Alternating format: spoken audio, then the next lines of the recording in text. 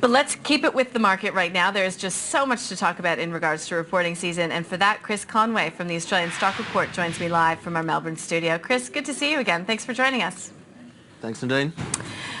Perhaps, though, let's start by talking about the broader market, because I believe we spoke around this time last week. And Chris, not much has changed for the index in that time. No, look, it really hasn't. The market a couple of sessions ago popped its head up towards the top side of the range that we've seen recently, but I think it was a little bit of a head fake. I think the bulls were just sort of seeing what was going to happen if they pushed the market up there. We do remain in a very low volatility environment, a little bit uncharacteristic of a reporting season. But when you consider the reporting season in context, expectations versus the results that have been delivered, it's been fairly benign. You know, we haven't had exceptional results to break the market higher, and we haven't had absolutely terrible results to drag the market lower. So when you look at it like that, it's a little bit unsurprising that the market is really just grinding sideways through this reporting season. And I think waiting for the next big catalyst, which is probably to do with what the Fed does re-interest rates. Yeah, I was going to say our market, of course, does not operate in isolation. And so it's not just a low volatility environment here, it's a low volatility environment right around the globe. Central bank expectations really driving things. And yeah, it does seem as if we're in a watch and wait pattern ahead of this Jackson Hole symposium in particular. Do you think that any comments from Yellen this weekend could be a catalyst? I wouldn't have thought so, no. I don't think the Fed will change their stance or change their language much. I think, you know, it'll be the old rhetoric, data dependent, you know, waiting for the data to tell them that they can make a move.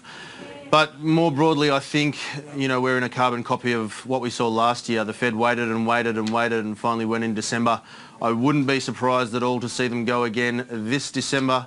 I think they need to fire a shot before the end of the year to maintain credibility, and I think the data is probably strong enough to support such a move. So it's going to continue to be watch and wait, and ultimately there will be a little bit of volatility, but markets will continue to grind sideways simply because, as we all know, the Fed and what they do will impact all the other central banks around the world. So do you think it's going to be so well telegraphed that there won't be that sort of tantrum scenario? So you actually think that an interest rate hike in the US could be the catalyst to move markets higher?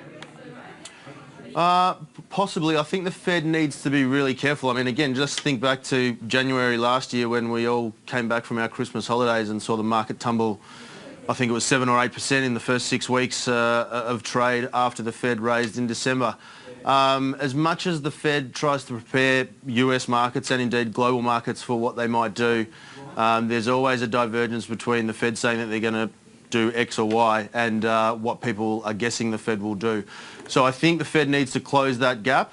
And if they do it in the right way and they create a bit of certainty and the US economy is strong enough to warrant the increase, well then yes, it could perhaps lead to the next leg higher for financial markets. Okay, interesting scenario. Perhaps we'll chat a bit more about the market generally from a technical perspective a little bit later on. I'd like to get right to reporting season. We are seeing a big outsized move coming from Woolworths today.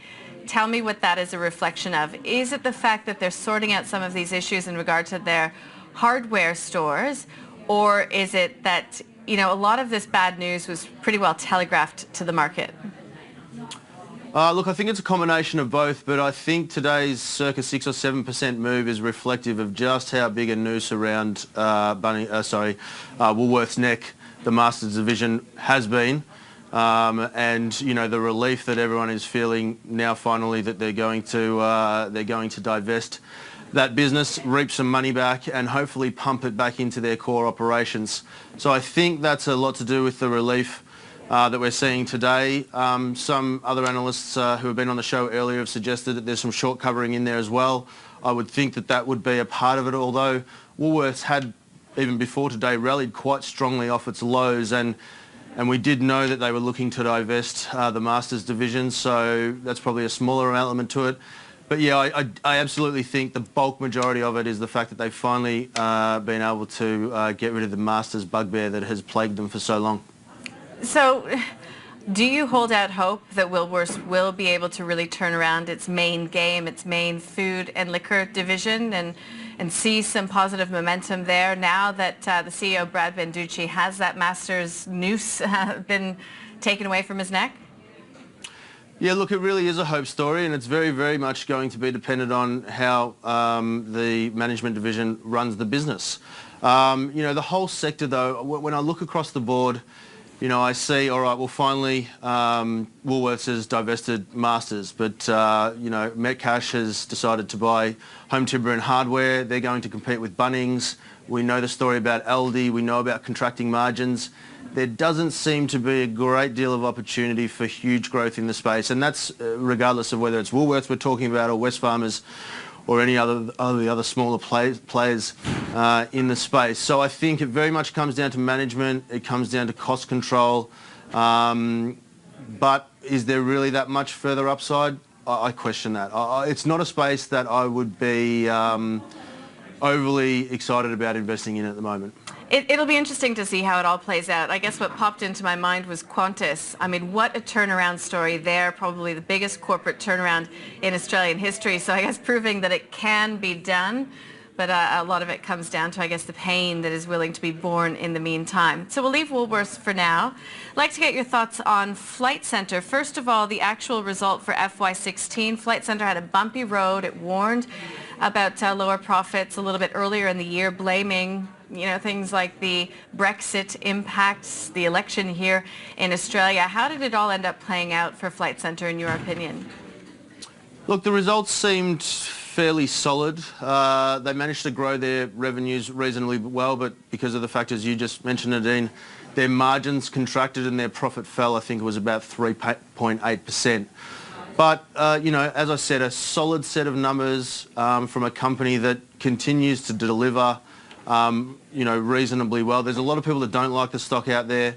They're worried about the competition from Webjet and other players in the industry, but they seemingly continue to deliver. I like the fact that they've grown their revenues and they've controlled the things that they could control. I mean, you can't control a Brexit decision. You can't control volatility in the US. Perhaps you could manage it better, and indeed I imagine that's what Flight Centre will try and do. But the things that they can control, they have controlled. So a solid set of results, and I think that's why, as I was walking to the studio, I checked the price and it was about square on the day. So I think the market's thinking the same thing. For me, in terms of being a buyer, I think down at the $30, $32 region, it probably offers some value. Are you a bit disappointed on some of the outlook statements coming from these companies? I mean, Flight Centre today saying, quote, it will be disappointed if FY17 result doesn't exceed the underlying FY16 profit. I mean, that's not exactly stellar guidance coming from a company, is it? No, look, it's not. It's not stellar guidance at all, but at least it's realistic. They are aware of the challenges that they're going to face, and rather than promise something that they know they can't deliver, well, at least they've been honest, and it's that whole, under promise and over deliver. If they manage to do that, well, this time next reporting season, we'll all be cheering them and saying what a wonderful job they've done. I like the honesty. I don't want a company to come out and say, yeah, if this goes right and that goes right, we can shoot the lights out. I'd rather them say it how it is. Yeah, under promise, over deliver is always a sweet surprise, isn't it? That brings us to RCG Corporation. We've had sort of a lot of companies in that retail space today, that work along the periphery. So we're talking Breville Group, we had Retail Food Groups, we've had Fantastic Holdings, also RCG Corporation. So this is the company that just a short time ago inked a deal to acquire Hype DC. It's those high street stores that sell often end-of-line sort of unique shoes, and it paid about $105 million for the company. So have we seen any of that acquisition in these FY16 results? We have, but only in a negative sense. In the first quarter of 2016, Hype had an exclusive line that they were selling in their stores, and they managed to get, I think, a 50% growth rate in that quarter. Obviously, since the takeover, the numbers for July were down 7% when compared to that sale in the previous year, but again, due to those exclusive products that consumers or customers were demanding quite strongly. So I think that's the reason, or a big part of the reason why we're seeing the sell-off today. As you say, a new acquisition, $105 million that they spent. No one likes to see a 7% dip in sales in the early stages of a new acquisition. So I think that's what has spooked the market a little bit. But I think more importantly, Hype has guided that they'll have 5% like-for-like sales growth over the coming year. So I think that's the thing that we need or people should be more focused on. And just anecdotally, Nadine, when I was young and cool, I actually used to work at Hype DC, so I know the product, I know all the shoes that they stock, and I also know how good the margins are. So for mine, that's a solid acquisition that they've made, and it's going to contribute strongly to their EBITDA line over the coming year. Oh, young and cool, to be young and cool again. I'm Yep. with you on that one. Talk to us, I guess, generally speaking then, about reporting season. I mean, you alluded to it at the beginning. Nothing's really shot the lights out, but on the other hand, nothing's really dramatically disappointed. But as we come toward the other end, we can see the light at the end of the tunnel. Is there a sector that appeals to you a little bit more? Is there a story that really sort of emerges for you as to what will help guide your investment philosophy in the next few months?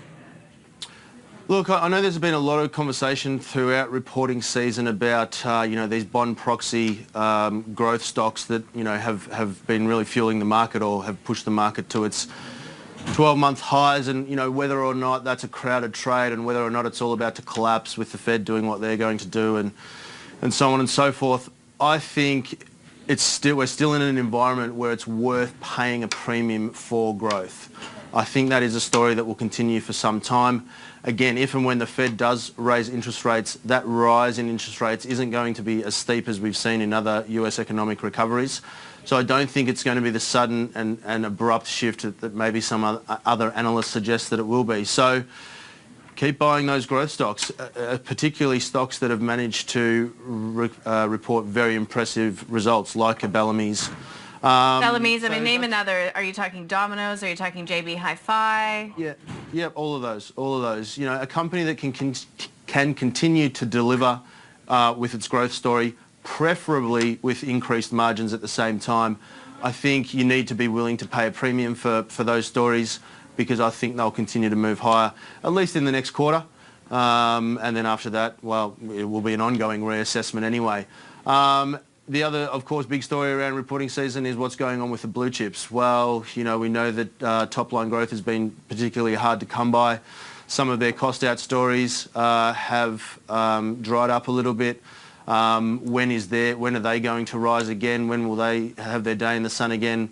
I'm not sure. I would rather be still in growth stocks than trying to buy blue chips, waiting for a bounce that may not come. All right, Chris, great stuff. Thank you so much for joining us.